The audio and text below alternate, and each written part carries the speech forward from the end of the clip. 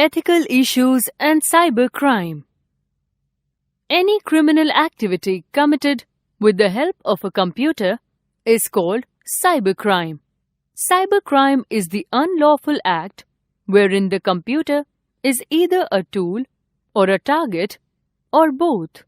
Many crimes involving computers are no different from crimes without computers. The computer is the only tool that a criminal uses to commit a cybercrime. Cybercrime is the latest and perhaps the most complicated problem in the cyber world.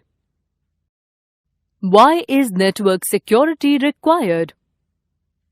Setting up a network of computers is a very common practice in various types of organizations, whether such organization is business-oriented or general purpose. Such network is established to guarantee convenient communication, file sharing, and smooth operation of commonly used devices that rely on computers. As organizations strive to be automated, networking also becomes imperative. However, it is not enough that such systems are set up. This is because these are also vulnerable to damages. The said damages could be intentional or unintentional. Therefore, as soon as these are created, the means of securing these should also be built. When the concept of computer networks was still new, its security may still have been deemed as unnecessary. This is simply because anyone who may be interested in rendering damage still does not have the technology to realize his plans. However, nowadays, there are already many individuals who have actually learned how to break into the systems and manipulate or destroy them. Due to such threats, it has become imperative to build a system that is meant to protect the network primarily from intrusion. There may be two different ways that this could be done. First is to protect the network from viruses, and the second is to make hacking impossible. Without network security, any individual would surely have no problems in accessing information that could be used against the organization that possesses it and further his own interest. The more computers are involved in the network, the more vulnerable the network also becomes from information theft. This is the reason why network security should not only be established but also strengthened. There should be no way that the accessing of information of unauthorized personnel becomes possible.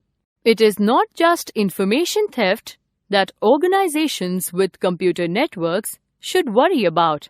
It is true that most breaches into the system are done because of this. However, another threat that is worth mentioning is actual sabotage. A government network of computers could be manipulated in order to make it inaccessible, and this could affect all the agencies and individuals using it. As a result, it is government operation itself that becomes problematic. The same thing could happen in a private institution, such as a business corporation. A rival company may try to render the other company incapable by sabotaging the latter's network. Obviously, the establishment of a system that protects a network is of utmost importance. This should be a practice that should be carried out as soon as the network is created.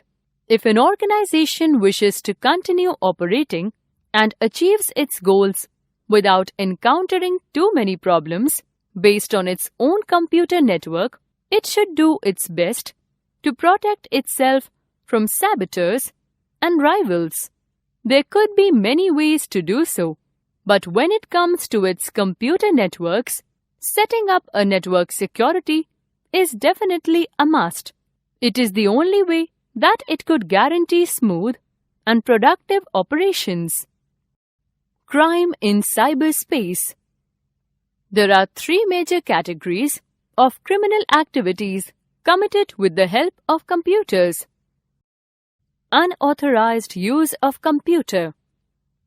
Unauthorized use of computer involves stealing a username and password or access to the victim's computer. Malicious program. Malicious program is creating or releasing malicious programs for the computer. These programs may be of the following types: spamming, sending bulk mail by known or unknown sources; viruses, these are the programs that cause damage to data; worms, they produce exact copies of their own programs themselves and occupy the entire disk space; Trojan horse, it performs harmful functions such as deleting or damaging files; sweeper, it deletes all the data from the system. Modes or ways of committing cybercrime. The computer may be used as a tool in many kinds of activities, like financial crimes, the crimes that are connected with money; sale of illegal articles, the crime of selling those articles that are not allowed by law; online gambling, the crime of playing games of chance for money; intellectual spoofing, the crime of copying an idea, design, etc. against law; email spoofing, the crime that boasts the features of film or movie, TV program; forgery, the crime of copying money, documents, etc. in order to deceive people; cyber defamation, the crime of causing harm by saying or writing bad or false statements against someone; cyber stalking, the crime of following and watching a person over a long period of time in a way which is annoying or frightening. Cyber criminal. The cyber criminals constitute different groups or categories. The categories of cyber criminals are as children and adolescents between the age group of 6 to 18 years. These type of children are seen mostly due to excitement to know and explore the things. Organized hackers. This is the group of hackers who use computers to fulfill their political and fundamental objectives. Professional hackers. These kind of hackers are mostly employed to hack the sites and get valuable information. Discontented employees. This group includes those people who are dissatisfied with their employers. To take revenge, they normally hack the system of their employers. What is social networking? Social networking involves the use of internet to connect users with their friends, family, and acquaintances. Social networking websites are not necessarily about meeting new people online, although this does not happen. Instead, they are primarily about connecting with friends, family, and acquaintances you already have in real life. The most well-known social networking sites are Facebook, Twitter, MySpace, and Bebo. These sites allow you to share photos, videos, and information, organize events, chat, download music, and even play games like Scrabble and chess online. Often, each of your friends on Facebook or followers on Twitter will be friends with several of your other friends. Just like in real life, the connections between people aren't just one-to-one, but a network of connections. This online social network is very useful in spreading information, pictures, and videos. For example, you can easily set up a web page with details and pictures of an event you might be planning, such as a school fete. The site allows you to easily send out invitations to other users of the social networking site. Then, if given the option by the host, those who are invited can send out more invites to their friends who might like to attend, hence the network. Getting started. If you are thinking about joining a social networking website, ask a friend or family member who already uses one of these sites to help you set up and show you some of the basics. It can seem a bit complex when you are getting started, but once you have been using the website for a while, you'll most likely find it fairly simple to navigate. Your profile page. When you sign up to a social networking website, you need to provide your email address to verify your identity. This will automatically create your own profile page. A profile page usually allows you to post your picture and a few general details about you, your interests, some comments from your friends, and a list of your favorite music. You don't have to fill all the fields in your profile. Think carefully about what you want people to know about you before you fill it in. You can usually adjust this information later on if you need to. Privacy. Social networking sites have a variety of privacy settings you can adjust. This means you can control who sees your profile page and other information you share on the site. Some people do not mind having their personal information available for anyone to view online. However, we strongly recommend that you don't publish your home address and be mindful of posting other personal information about yourself, including your birthday or others, especially if you don't have their permission. It's worth keeping in mind that if malicious parties have access to your full name and date of birth and using other available information, for example, which suburb you live in, it is possible that you could fall victim to identity theft. Just as you wouldn't give your mobile number or bank details to anyone who asked, you should guard access to all the details of your social networking account. For more on this issue, visit the Scam Watch website http://www.scamwatch.gov.au/content/index.phhtml/tag/identity theft. Some people who use social networking sites prefer only to allow people they have officially become friends with to see their profile and other information. It is important to note that for most social networking sites, including Facebook and MySpace, the default privacy setting is not to hide your information when you sign up. If you don't want your profile and other information to be seen by people who you have not authorized to be your friend or follower, you will have to check these settings and adjust them accordingly. After you sign up, look around the page for a link to privacy or settings. Friends and friends. The whole point of joining social networking websites is to be in touch with your friends and family. Friends in the context of social networking, and Facebook in particular, has a specific meaning.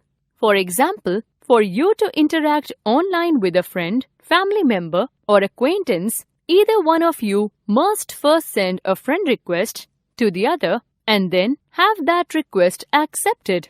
Once accepted, the technology recognizes you as friends and you can interact with each other online. So you can view the other person's profile page, see their pictures, and send them messages. Safety. On the whole, nearly all the interactions that go via social networking sites are safe. However, you need to be conscious of your safety and what you want people to see of yourself and your friends. Furthermore, everyone should remember the safety tips. You are not obliged to accept a friend request from someone you don't know or do not want to be in contact with. Be respectful of others' privacy if and when posting photos or videos of them or mentioning them where others might read about it. Be aware that you can remove someone as a friend and/or block them from interacting with you even after you have accepted them. Change your privacy settings so that only your friends can see your profile page. Teenagers and parents. Parents should encourage an open dialogue with their primary school-aged children and teenagers about what they are doing online by asking them which social networking sites they use. Parents signing up and creating their own profile is a good way to get to know how they work. Cyber criminal. The cyber criminals constitute different groups or categories. The categories of cyber criminals are as children and adolescents between the age group of 6 to 18 years. These type of children are seen mostly due to excitement to know and explore the things. Organized hackers. This is the group of hackers who use computers to fulfill their political and fundamental objectives. Professional hackers. These kind of hackers are mostly employed to hack the sites and get valuable information. Discontented employees. This group includes those people who are dissatisfied with their employers. To take revenge, they normally hack the system of their employers. Networking safety tools. You all know that you need to stay safe while using the internet, but you may not know just how to do that. In the past, internet safety was mostly about protecting your computer from viruses. But today, the internet's vast reach, constantly changing technologies, and growing social nature have made users more vulnerable to identify theft, privacy violations, and even harassment. Privacy violations can especially affect your mental and physical well-being, thus creating distress or harm from the following: undesired advertisements that can be annoying, embarrassing or humiliating photos or videos, legal entanglements from libelous posts, cyber harassment or cyber stalking, identity theft, offline or real-world crimes. Now, you will know the types of threats you may encounter while online. You will learn the basic strategies like how to Google yourself and create strong passwords, in addition to encouraging you to adopt a safer mindset towards using the internet. Adopting a safer mindset. When it comes to the internet, people generally believe they are safer than they actually are. Why? Well, often the impersonal nature of technology can give people a false sense of security.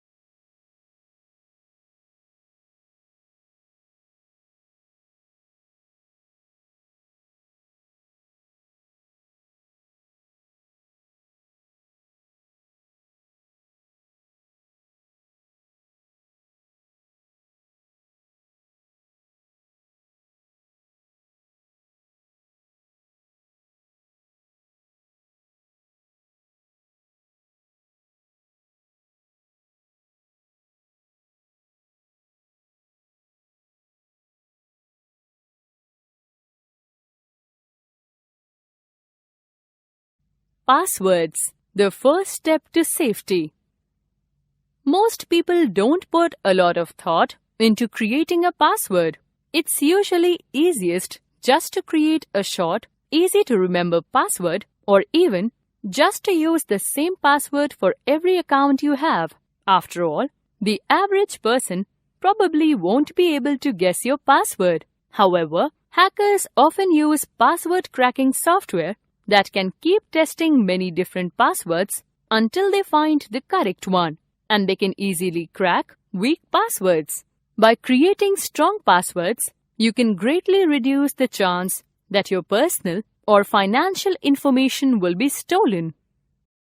Common password mistakes.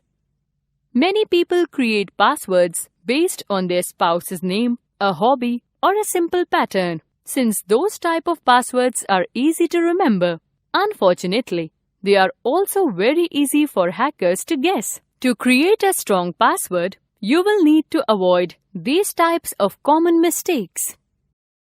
Tips for creating strong passwords. Never use personal information such as your name, birthday, or spouse's name. Personal information is often publicly available, which makes it easier for someone to guess your password. Use a longer password. Your password should be at least 6 characters long, and for extra security, it should ideally be at least 12 characters if the site allows it.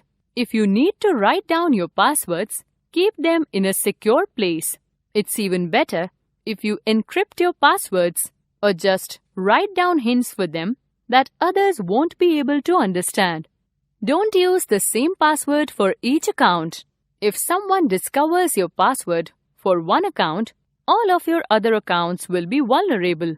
Try to include numbers, symbols, and both uppercase and lowercase letters if the site allows it. Avoid using words that can be found in the dictionary. For example, swimming one would be a weak password. Random passwords are the strongest. Use a password generator instead of trying to think of your own. Random passwords are more difficult to remember, so create a mnemonic device. For example, H is equal to JNP2 hash can be remembered as Harry is equal to Jessica Nokia Paris 2 hash. This may still seem random, but with a bit of practice, it becomes relatively easy to memorize.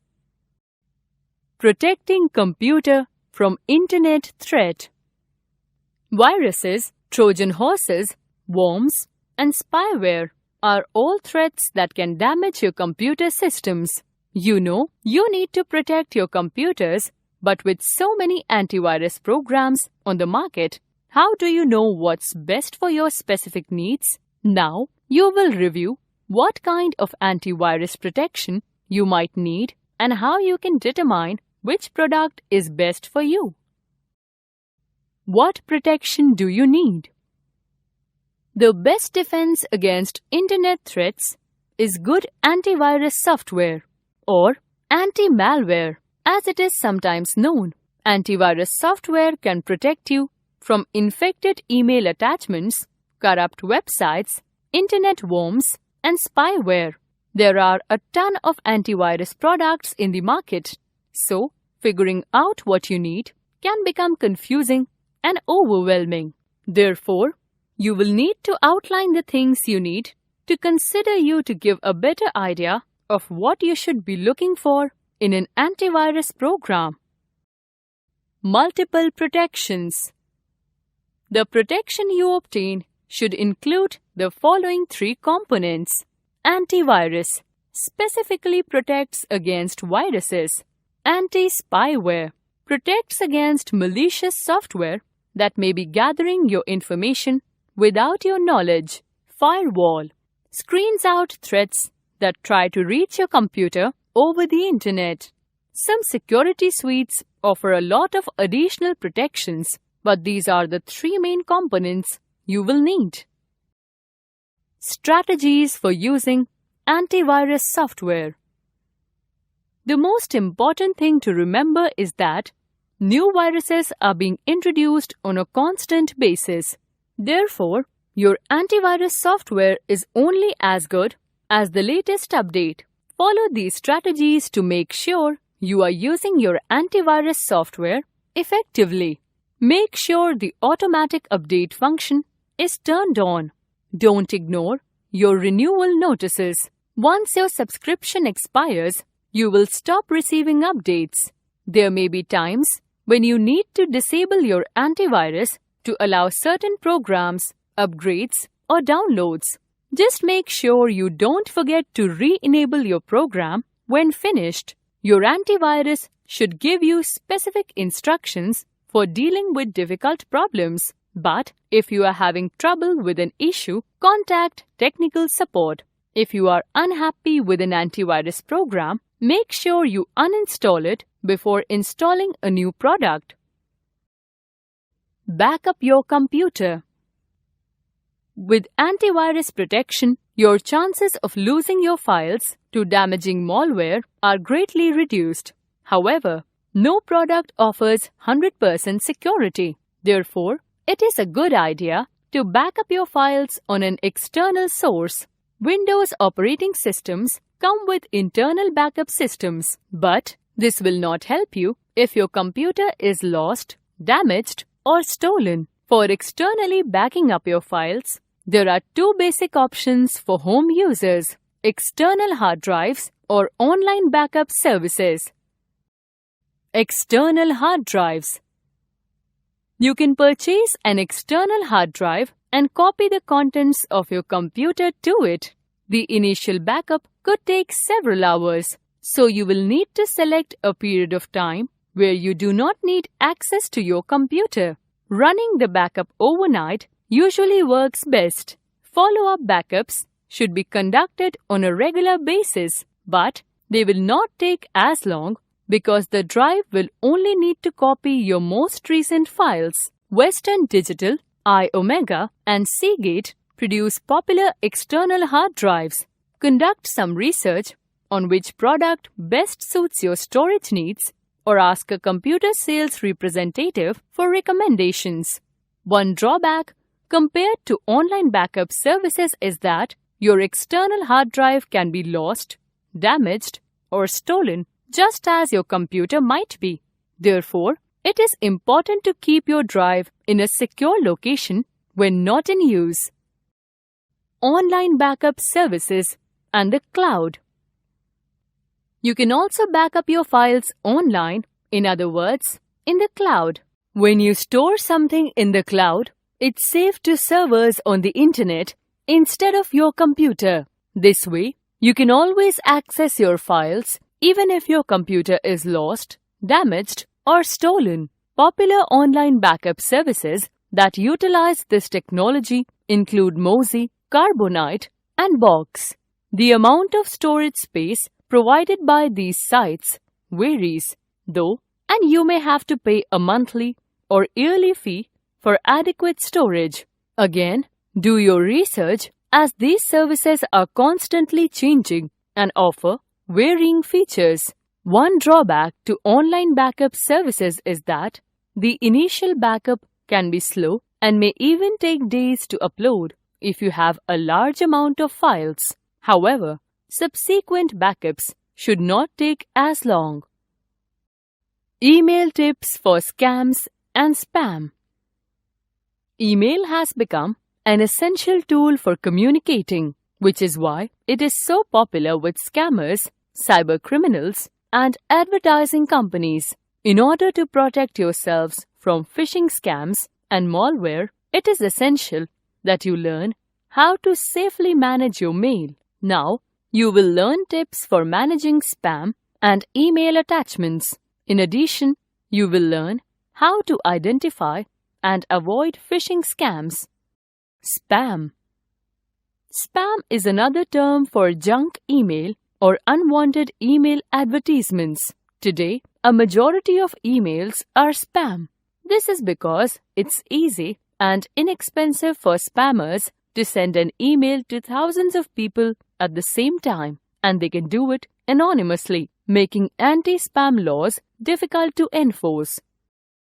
Tips for dealing with spam. Use a spam blocker. A spam blocker can greatly reduce the amount of spam that ends up in your inbox. Most online email services like Yahoo or Gmail have built-in spam blockers. You can also use a separate anti-spam program such as Mailwasher. Don't reply to spam. You may be tempted to reply to a spam email or click on a link within the email to unsubscribe. This may work with legitimate emails that you have subscribed to. However, spammers will rarely honor these requests. Turn off images. An email can contain images that spammers can track. When you open the email, the images will load and the spammer will be able to tell that your email address works, possibly resulting in even more spam. Turn off your preview pane. If your email service has one, you cannot avoid viewing spam when your email automatically displays it in your preview pane. Once you view a spam message, it may actually lead to receiving more spam. Therefore, you will need to weigh the convenience of using your preview pane with your desire to avoid spam. Regularly check your spam folder.